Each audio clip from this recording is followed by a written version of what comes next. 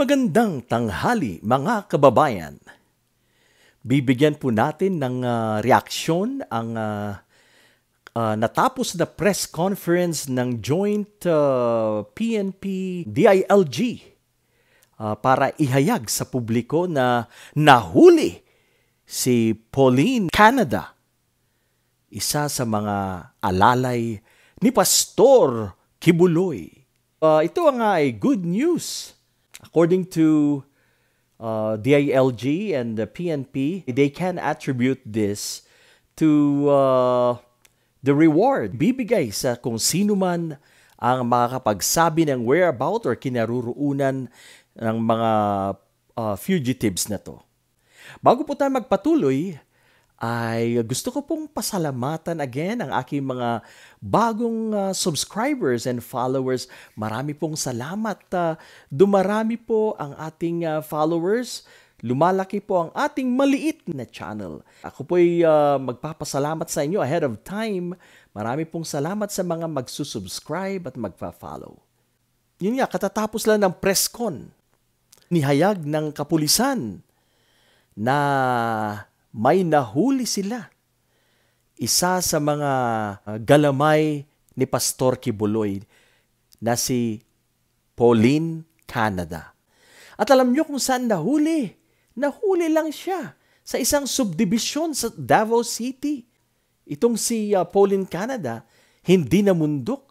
Andyan lang pala sa tabi-tabi, actually less than 2 kilometers mula po sa regional office ng PNP sa Davao. Hindi natin alam. Diyan lang pala sa kapitbahay or diyan lang pala sa tabi-tabi.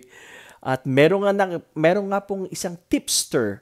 Meron po isang tao na tumawag at nagsasabing alam niya ang kinaroroonan ni Pauline Canada. At kanilang finalo up.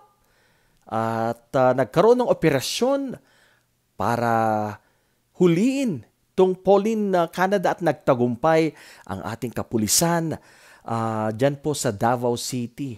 Mag-react naman po tayo during the press con, yung mga sagot po ng mga pulis. Alam nyo, may mga tanong po yung mga reporters kanina na obserbahan ko. Tinatanong nila na nakatulong ba yung pagpapalit ng mga personnels, ng mga PNP personnels? Nakatulong ba yung pagpapalit ng mga station commanders?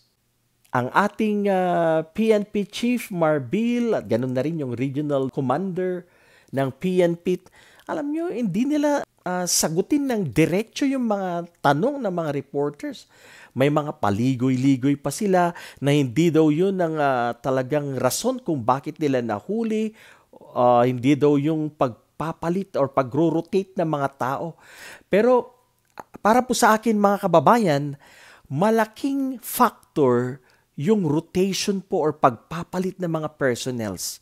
Natalakay ko na po noon ito sa inyo na pag ang pulis nagpakatuta na siya sa isang mayor, pag ang pulis ay nagpakatuta na sa isang kagaya po ni Pastor Kibuloy na maimpluwensya, walang mangyayari.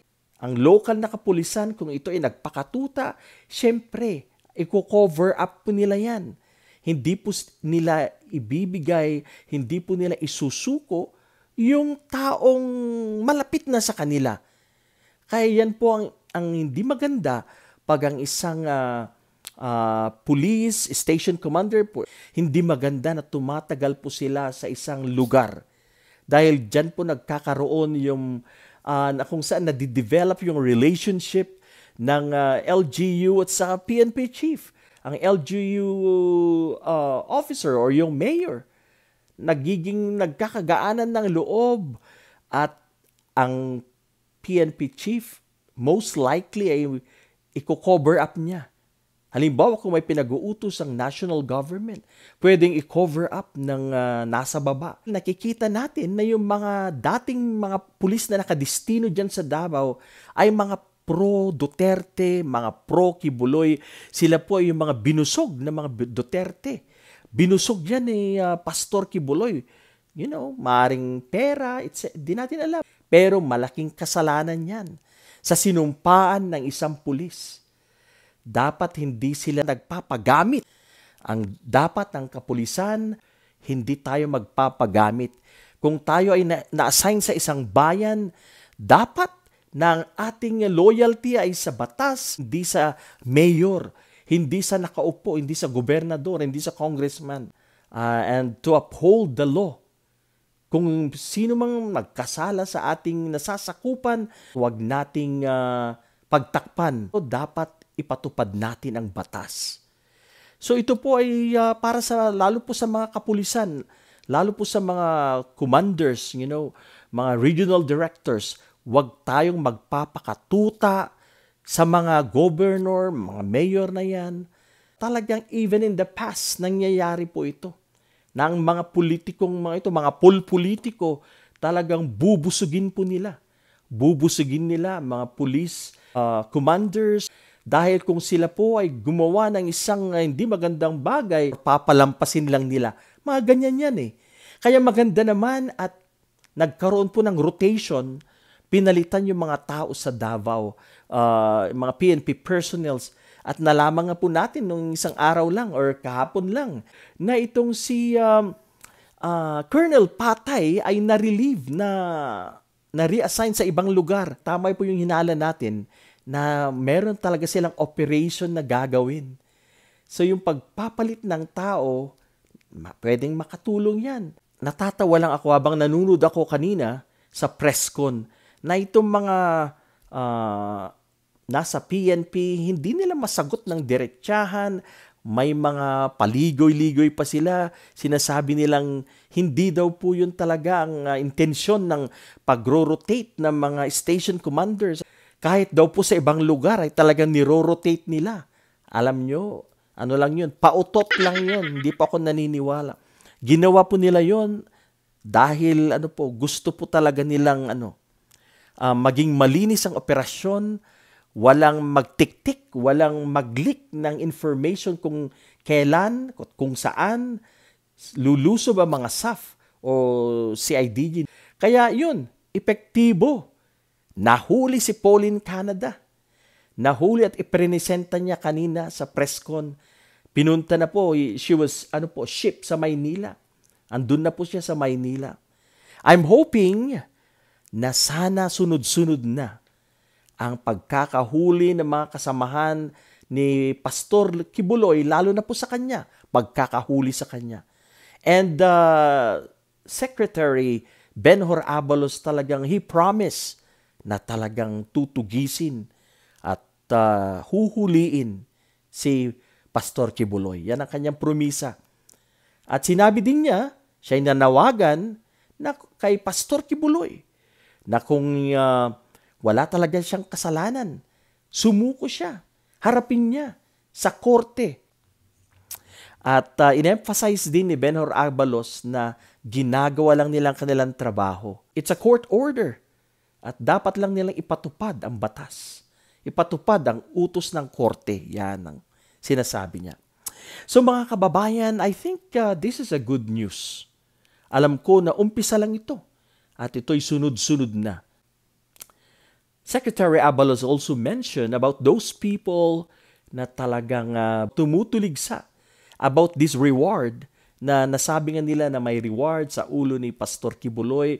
Kasama na rin ang mga alalay niya, yung kanyang mga galamay na tigwa 1 million per head.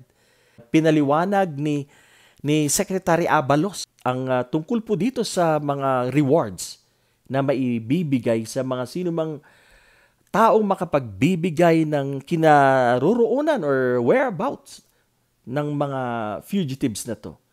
Para po sa akin, ang aking pong reaction dyan, walang problema sa pagbibigay ng rewards.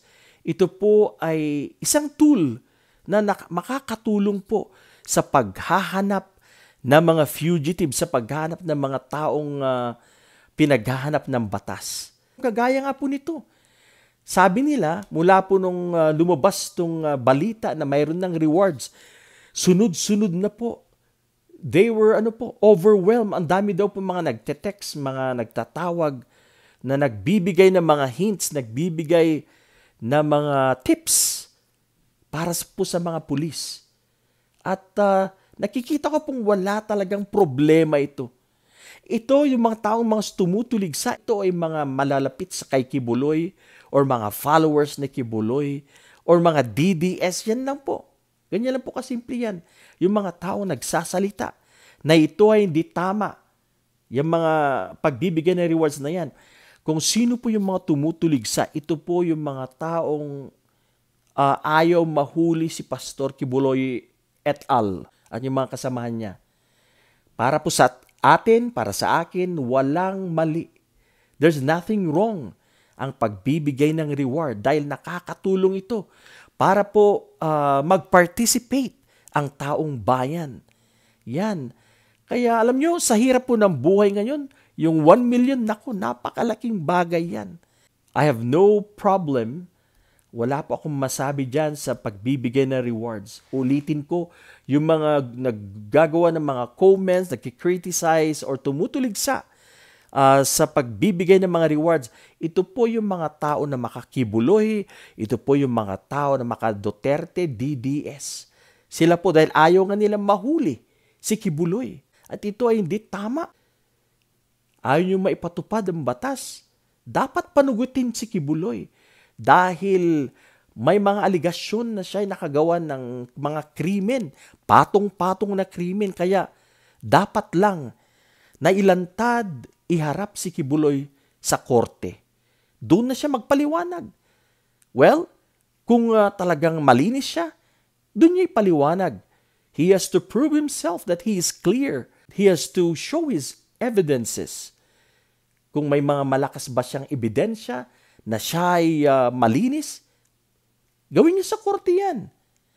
Sabi nga ni Secretary Abalos kanina na ito na yung chance niya, this is his chance para i-prove ang kanyang sarili sa korte kung talagang inosente siya, kung talagang wala siyang kasalanan.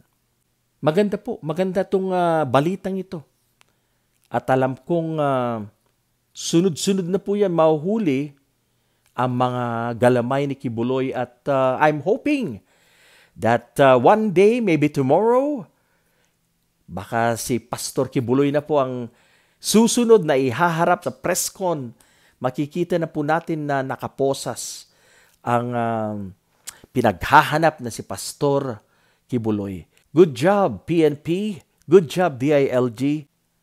Dapat i-commend natin ang ating mga kapulisan. I-commend natin yung military who's working hand in hand with the PNP. At kailangan talaga dito ng unified efforts para mahuli mga pinaghahanap ng batas sa ating lipunan. No man is above the law. Panagutin kung sino man ang nagkasala. Ito lang po muna ang ating reaksyon sa pagkakahuli kay Pauline Canada. Sana'y makipagtulungan po tayo sa ating PNP at kapulisan para po mapadali ang trabaho at maibigyan ng hustisya kung sino man po yung mga taong naabuso, mga taong naghahangad ng hustisya. Alright, so dito po tayo nagtatapos at sana'y sa mga hindi po nakapag-subscribe dyan kay Manong Rayban, please subscribe to my channel, Manong Rayban Channel, at ang aking Facebook page. Pareho po ang pangalan, Manong Rayban Channel. Yan lang po muna ngayon. Sana po'y patuloy po tayo sa pagiging isang makabayan at mabuting Pilipino. Marami pong salamat.